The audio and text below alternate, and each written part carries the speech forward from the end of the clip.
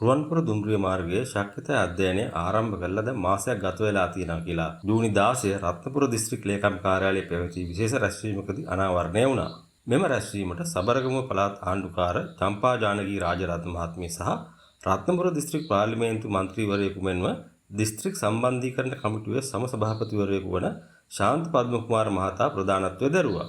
ශාන්ත පද්මකුමාර මහතා පැවසුවේ රුවන්පුර දුම්රිය මාර්ගයේ ඉදිකිරීම ආරම්භ කිරීම සඳහා ජනාධිපති අනුර කුමාර දිසානායක මහතා 2026 අයවැය මගින් රුපියල් මිලියන 500ක් වෙන් කරලා තිබෙන බවයි. ඔහු තවදුරටත් කියා සිටී අවිස්සාවේල්ල සිට රත්නපුර දක්වා දුම්රිය මාර්ගය නැවත ඉදිකිරීම සඳහා අවශ්‍ය ශක්්‍යතා අධ්‍යයන කටයුතු මේ වන විටත් රිසෝස් ඩෙවලොප්මන්ට් කන්ස්ට්‍රක්ෂන් ආයතනයට බාර දී ඇති බවයි. ඒ වගේම කොළඹ විශ්වවිද්‍යාලයේ සමාජ විද්‍යා අධ්‍යයන අංශය මගින් ලබන සතියේ සිට එම දුම්රිය මාර්ගයේ ආශ්‍රිතව ජීවත් වන ජනතාව පිළිබඳව සමාජ සමීක්ෂණයක්ද ආරම්භ කිරීමට නියමිතයි. මෙම අධ්‍යයන කටයුතු කඩිනමින් අවසන් කර ඉදිරි වසර කිහිපය තුළ කිසිදු පාර්ශ්වයකට අගතියක් නොවන ආකාරයට දුම්රිය මාර්ගය සංවර්ධනය කර රත්නපුර දක්වා දුම්රිය ධාවනය නැවත ආරම්භ කිරීමට සැලසුම් සකස් කර ඇති බවත් ඔහු සඳහන් කළා. මෙම ශක්්‍යතා අධ්‍යයනය සිදු කරන දුම්රිය මාර්ගය අතීතයේ කොළඹ සිට අවිස්සාවේල්ල ඇහැලියගොඩ කුරුවිට රත්නපුර පැල්මඩුල්ල සහ කහවත්ත හරහා ඕපනායක දක්වා විහිදී තිබූ මාර්ගයක්. මෙම සාකච්ඡාවට සබරගම පළාත් සභාව ඇහැලියගොඩ කුරුවිට රත්නපුර පැල්මඩුල්ල සහ කහවත්ත ප්‍රදේශවල පළාත් පාලන ආයතන හා ප්‍රාදේශීය ලේකම් කාර්යාල රත්නපුර දිස්ත්‍රික් ලේකම් කාර්යාලය ශ්‍රී ලංකා පොලිසිය ඇතුළු රාජ්‍ය ආයතන රැසක් සහභාගී වුණා. මේ ව්‍යාපෘතිය මේ සාතිත අධ්‍යයනය සහ නිර්මාණ කටයුතු සිදු කිරීම සඳහා රජයේ ප්‍රසම්පාදන ක්‍රමවේද අනුමත කරමින් උපදේශ සමාගම තෝරාගෙන ලැබුවා. අතට පොච්චි පාර පවා වේගයෙන් අය මේ වෙන්න තිබුණා. ඉතින් කොහොම වුණත් දැන් අපි වේගයෙන් කටයුතු ආරම්භ කරලා තියෙනවා.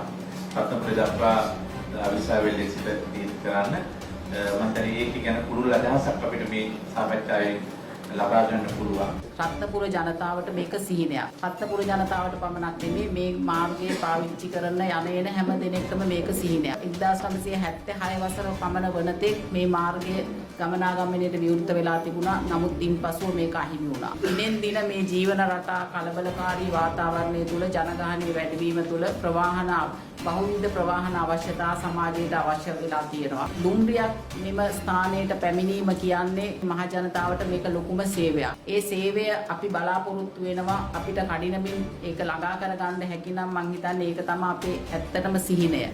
පුරවැසියෙක් ප්‍රවාහනය කිරීම සඳහා ලෝකම් දීර්ඝකාලීනව ගත්තාම යන කොස්ට් එක වියදම අඩුයි. නිර්ණය වෙලා තියෙන මුල කාලේදී දුම්රිය සැලසුම් කිරීමේදී පෙට්ටි 12 අපි කියන දුම්රිය. ඒතකොට මගේ 2400ක් ट्रेन कंपोजिशन एक साल का बंदा ऑपरेशन प्लान එක හදලා ट्रेन्स කීයක් මේ පැය ඇතුළත අපි එහා මෙහා කළ යුතුද ඒක අනුව අපි ඉන්නේ වෙනවා අනිදුම්රිය මාර්ගයක් මේක පැද්ද නැත්නම් රබර් ලයින් එකක් හදන්න ඕනේ. ගෙවල් වලට ඇක්සස් විදිහට පාවිච්චි කරන සමහර ගෙවල් හදාගෙනත් තියෙනවා. මේවා මගහැරලා තමයි අපි රේල් පාර ඩෙවලොප් කරන්නේ. මිනිසුන්ට සාධාරණ ලෙස යම් වන්දියක් ලැබෙනවා. ඔවුන් සතුටු වෙනවා. ඔවුන්ගේ සතුටත් තෘප්තියත් එක්ක තමයි මේ අධ්‍යයනය කරන්නේ සහ මේ ව්‍යාපෘති කෙරෙන්න ඕන කියන මතය තමයි සමාජ විද්‍යාත්මක හැටියට අපි ඉන්නේ.